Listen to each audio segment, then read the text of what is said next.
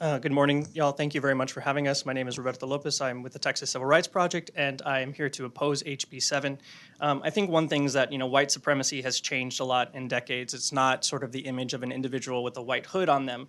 White supremacy looks like people with my skin color who are opposing this bill and other skin colors being for it.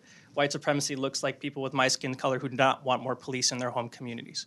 I was born in the Rio Grande Valley. I know what it means to have more officers in my home. I know what it means for our communities. White supremacy looks like white officers repelling brown children at the banks of the Rio Grande, even though they're actually just going to walk a little bit further down and cross anyways.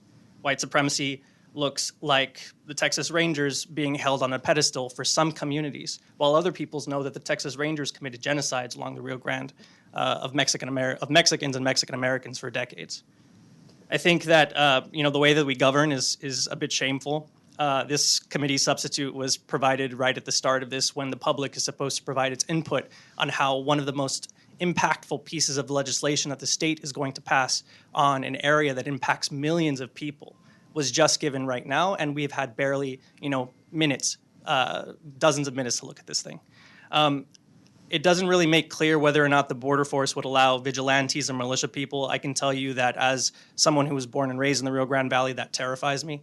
I know that fear is something that a lot of people that I've had the opportunity to talk to. I'm a community organizer, and I work in the areas of Del Rio and Kinney and Valverde, and the people that I speak with have been very concerned about the rhetoric, about the idea of using language like invasion, repel, calling this a war, because children fleeing violence are not a wartime invasion. People trying to seek a better life are not a wartime invasion.